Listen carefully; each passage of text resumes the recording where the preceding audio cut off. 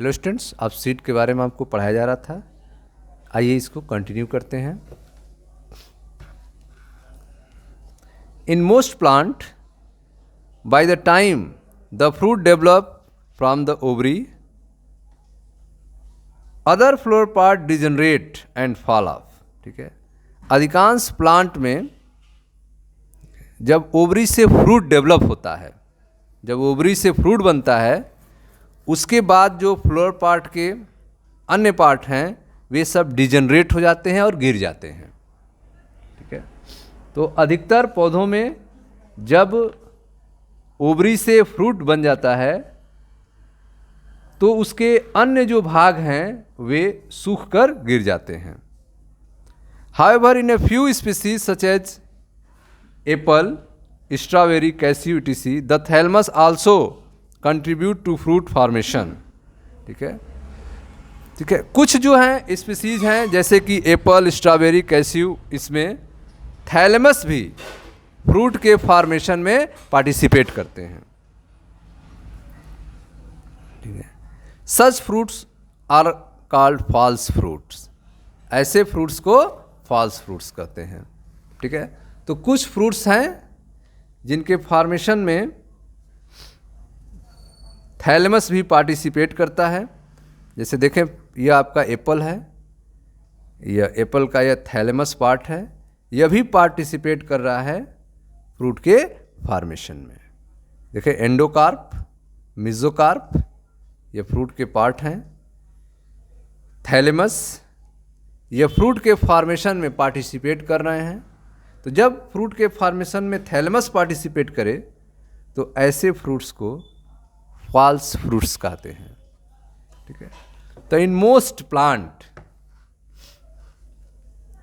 Plant by the time the fruit develop from the ovary other floor part degenerate and fall of. अधिकांश plant में जब ovary से fruit develop होता है उस दौरान फ्लोरल पार्ट जो हैं वे डिजनरेट होके गिर जाते हैं। जबकि कुछ स्पीसीज हैं जैसे कि एप्पल, स्ट्रॉबेरी, कैश्यू में the thalamus also contribute the fruit formation. Thalamus जो होते हैं वे भी फ्रूट फॉर्मेशन में पार्टिसिपेट करते हैं। Such fruits are called false fruits. ऐसे फ्रूट्स को फॉल्स फ्रूट कहा जाता है। Most fruit however develop only from the ovary and are called true fruits. ठीक है, तो अधिकांश फ्रूट्स जो होते हैं वे केवल ओवरी से डेवलप होते हैं, उन्हें ट्रू फ्रूट्स कहा जाता है। ठीक है, तो जो फ्रूट्स केवल ओवरी से डेवलप होते हैं उन्हें ट्रू फ्रूट्स कहते हैं। ठीक है, और अगर फ्रूट के डेवलपमेंट में ओवरी के अलावा अन्य भी पार्ट पार्टिसिपेट करते हैं तो ऐसे फ्रूट्स को फॉल्स फ्रूट्स कहते हैं। Although in most of the species fruit are the result of fertilisation. ठीक है, यद्यप जो है अधिकांश स्पीसीज में फ्रूट्स जो है वह फर्टिलाइजेशन का रिजल्ट होता है। अधिकांश स्पीसीज में fruit are the result of fertilisation. There are few species in which fruit develop without fertilisation. लेकिन कुछ ऐसे भी स्पीसीज हैं जिसमें फ्रूट्स जो हैं वे बिना फर्टिलाइजेशन के डेवलप होते हैं। In which fruits develop without fertilisation such fruits are called parthenocarpic fruits. ठीक है, ऐसे फ्रूट्स जो बिना फर्टिलाइजेशन के डेवलप होते हैं ऐसे फ्रूट्स को पार्थेनोकार्पिक फ्रूट्स कहते हैं। बनाना इज वन सच एग्जाम्पल। बनाना जो है एक पार्थेनोकार्पिक फ्रूट्स है जो विदाउट फर्टिलाइजेशन के डेवलप होता है। Parthenocarpic can be induce through the application of growth hormone and such fruits are seedless. Parthenocarpic जो फ्रूट्स होते हैं वे ग्रोथ हार्मोन के द्वारा डेवलप किए जाते हैं और ऐसे फ्रूट्स में सीड नहीं बनता है। ठीक है, ऐसे फ्रूट्स जो होते हैं वे सीडलेस होते हैं। Seed offer several advantage of angiosperm. ठीक है, सीड्स जो हैं वे एंजियोस्पर्म में, ठीक है, डिफरेंट ऑफर देते हैं। Firstly, since reproductive process such as pollination and fertilisation are independent of water, seed formation and more dependable. Seed offer several advantage to angiosperm. Seeds जो है वह एंजियोस्पर्म में, ठीक है, अधिकांश एडवांटेज देते हैं। सबसे पहले फर्स्टली सिंस रिप्रोडक्टिव प्रोसेस, सबसे पहले ये रिप्रोडक्टिव प्रोसेस में पार्टिसिपेट करते हैं, जैसे कि pollination and fertilisation are independent of water, seed formation is also more dependable, ठीक है। तो इसमें पॉलिनेशन हो या फिर फर्टिलाइजेशन हो, वे वाटर से इंडिपेंडेंट होते हैं। सीड फॉर्मेशन जो है वह मोर जो है डिपेंडेबल होता है। Also seed have better adaptive strategy for dispersal to new habit and help the species growth. इसके अलावा सीड जो होते हैं वे नए जगह पे बेटर एडाप्टिव होते हैं, वे अच्छे तरह से वह अनुकूलित होते हैं कि वे नए जगह पे जाके वहाँ पे डेवलप हो सकें और न्यू हैबिटेट्स को तैयार कर सकें, ठीक है। तो सीड जो हैं वे एंजियोस्पर्म को अनेक लाभ प्रस्तावित करते हैं, जैसे कि पहला, जब उनमें रिप्रोडक्शन का प्रोसेस होता है, जैसे कि पॉलिनेशन, फर्टिलाइजेशन, वाटर, इन सब चीज़ों से वे फ्री हैं। सीड की जो स्ट्रक्चर है वह काफ़ी जो है निर्भरतापूर्ण है। इसके साथ ही जो सीड है वह नए जगहों में डिस्पर्सल है बेहतर एडाप्टिव लिए होते हैं, बेहतर अनुकूलन युक्त उनके पास रणनीतियाँ होती हैं और नए जगह पे वे टेक्निक्स जो हैं उन्हें बसने में मदद करती है, उन्हें जमने में हेल्प करती है, ठीक है। आगे देखते हैं। As they have sufficient food reserve, ठीक है, उसके पास सफिशियंट फूड रिजर्व भी होता है सीड के पास, ठीक है। Young seedling are nourished until they are capable of for photosynthesis on the own, ठीक है। जब तक जो है यंग सीडलिंग, जो नया पौधा सीड से जर्मिनेट कर रहा है, जब तक कि वह फोटोसिंथेसिस न करने लगे तब तक जो है उसे फूड जो है सीड से ही प्रोवाइड किया जाता है। As they have sufficient food reserve, seed में सफिशियंट फूड रिजर्व होते हैं, ठीक है। यंग सीडलिंग आर नॉरिश्ड, जो यंग सीडलिंग्स को नॉरिश किया जाता है, यंग सीडलिंग्स को भोजन के रूप में यूज किया जाता है। Until they are capable of photosynthesis on the own, जब तक कि वह खुद से फोटोसिंथेसिस करने लायक न हो जाए तब तक उसको यहीं से फूड प्रोवाइड किया जाता है। The hard seed coat provide protection to the young embryo, hard seed coat जो है वह यंग एम्ब्रियो को प्रोटेक्शन देने का काम करता है, ठीक है। Being product of sexual reproduction they generate new genetic combination leading to variation, ठीक है। यह सीड जो है सेक्सुअल रिप्रोडक्शन का प्रोडक्ट होता है, इसमें जेनेटिक कॉम्बिनेशंस होते हैं जो वेरिएशन को तैयार करता है, एक नया वेरिएशन को यह तैयार करता है। Seed is the basic of our agriculture, seed जो है यह हमारे एग्रीकल्चर का बेस होता है, एग्रीकल्चर का आधार होता है। Dehydration and dormancy, mature seed are crucial for storage of seed which can be used as food throughout the years, ठीक है। डिहाइड्रेशन और डॉर्मेंसी के बाद जो है मैच्योर सीड को, मतलब सीड को सुखाने के बाद उसे स्टोर किया जाता है, उसका यूज जो है फूड के रूप में किया जाता है पूरे साल, और इसके अलावा उसे नए नेक्स्ट सीजन में क्रॉप फसल तैयार करने के लिए भी उस सीड का यूज किया जाता है। Seed is the basis our agriculture, seed जो है हमारे एग्रीकल्चर का आधार है, कृषि का आधार है।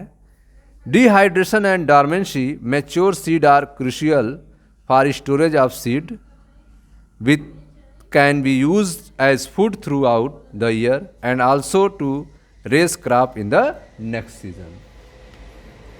ठीक है, तो बीज के स्टोर करने हेतु एक मैच्योर बीज का डिहाइड्रेट होना, डार्मेंस होना बहुत महत्वपूर्ण है, क्योंकि जिसे पूरे वर्ष जो है फूड के रूप में इस्तेमाल किया जा सकता है और अगले मौसम के लिए उसे फसल के रूप में भी उगाया जा सकता है. Can you imagine agriculture in the absence of seeds. ठीक है, क्या आप बिना सीड के एग्रीकल्चर के बारे में इमेजिन कर सकते हैं.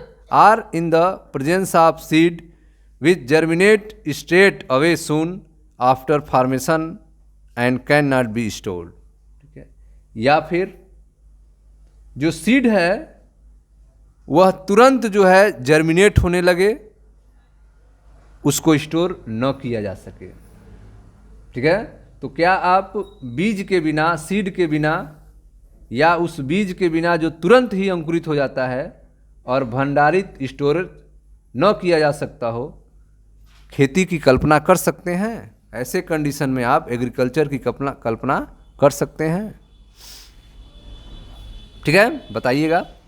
How long do the seed remain alive after they are disperse. ठीक है, सीड जो है डिस्पर्स होने के बाद कितने समय तक जिंदा रहता है. ठीक है, सीड जो है बिखरने के बाद वह कितने समय तक जीवित रह सकता है. The period again very greatly. यह टाइम पीरियड भी बहुत डिफरेंट होता है, अलग अलग होता है कि बिखरने के बाद कितने समय तक वो जिंदा रह सकता है. यह टाइम पीरियड अलग अलग होता है. In a few species the seed loss viability with a few month. ठीक है, कुछ स्पीसीज के सीड जो होते हैं वे अपनी क्षमता जो है कुछ महीनों में समाप्त कर देते हैं. Seed of a large number of species live for several year.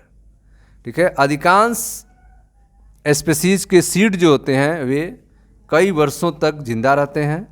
Some seed can remain alive for hundreds of year. ठीक है, कुछ सीड्स ऐसे हैं जो कि सैकड़ों वर्ष तक जिंदा रहते हैं. There are several record of very old at viable seeds. ठीक है, तो बहुत सारे रिकॉर्ड्स हैं इन सीड्स के बारे में जो कि बहुत पुराने हैं.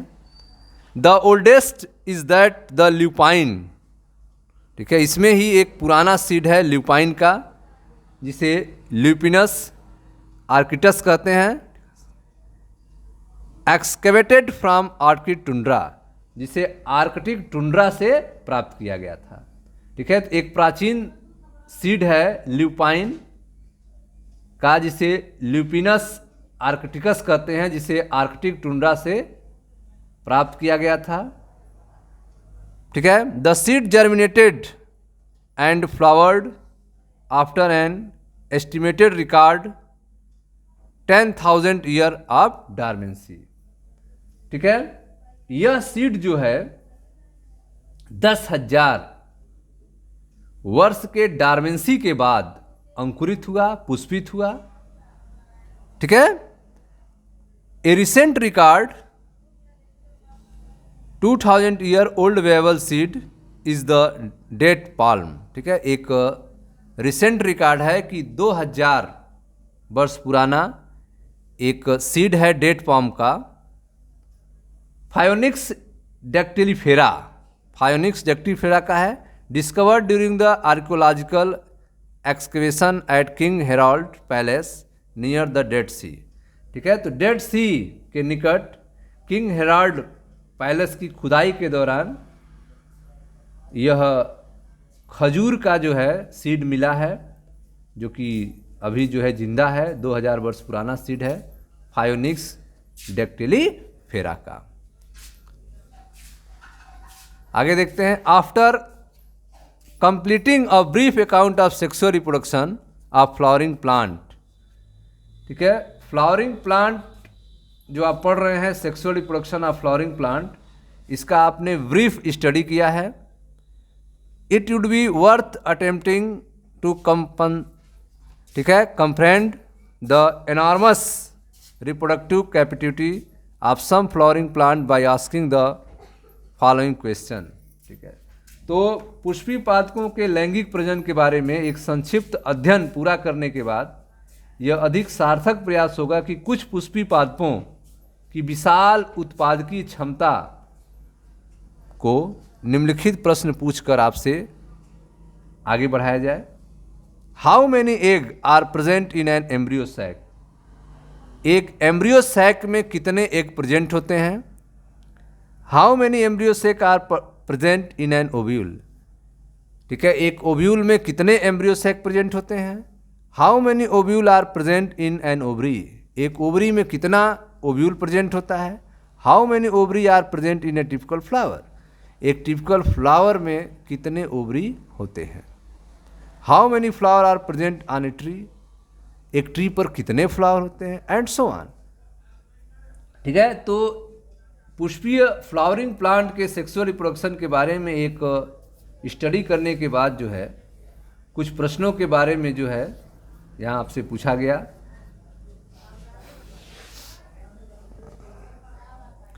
अब आइए देखते हैं आगे। Can you think of some plant in which fruit contain very large number of seeds? ठीक है, क्या आप सोच सकते हैं कि कुछ प्लांट्स ऐसे भी होते हैं जिनके फ्रूट्स में बहुत अधिक संख्या में सीड उपलब्ध होते हैं? Orchid fruit are one such category and each fruit contain thousands of tiny seeds. Orchid fruits जो है एक ऐसा फ्रूट्स है जिसमें हजारों की संख्या में उसके फ्रूट्स के अंदर सीड होते हैं जो कि बहुत छोटे छोटे होते हैं। Similar is the case in fruits of some parasitic species such as Orobanche and Striga. ठीक है, ठीक इसी तरह से कुछ पैरासिटिक प्लांट्स होते हैं जैसे कि ऑर्कियोबैंकी और स्टाइगा, इनमें भी बहुत छोटे छोटे सीड होते हैं। ठीक है, तो आपसे पूछा गया कि ऐसे प्लांट के बारे में आप सोच सकते हैं जिनके फ्रूट्स में बहुत अधिक संख्या में सीड मौजूद होते हैं। ठीक है, इसी कैटेगरी में ऑर्किड फ्रूट आता है जिसके प्रत्येक फ्रूट में थाउजेंड्स, ठीक है, स्मॉल सीड होते हैं। इसी प्रकार के मामले जो हैं कुछ पैरासिटिक स्पीसीज के फ्रूट्स में भी होते हैं जैसे कि ओरोबैंकी और Striga. Have you seen a tiny seed of Ficus? क्या आप फाइकस के टिनी सीड को आपने देखा है? अंजीर जिसे फाइकस कहते हैं उसके छोटे से सीड को आपने देखा है? How large is a tree of ficus develop from that टिनी seeds? इस छोटे से बीज से कितना बड़ा जो है फाइकस का पौधा तैयार होता है? How many billions of seed does each ficus tree produce? ठीक है, कितना बिलियन सीड जो है एक फाइकस ट्री प्रोड्यूस करता है? Can you imagine any other example in which such a tiny structure, ठीक है, can produce such as a large biomass over the year? तो क्या आप कोई अन्य उदाहरण की कल्पना कर सकते हैं जहाँ पर एक छोटा बीज से वर्षों तक इस तरह के विशाल जैव समूह पैदा किया गया हो?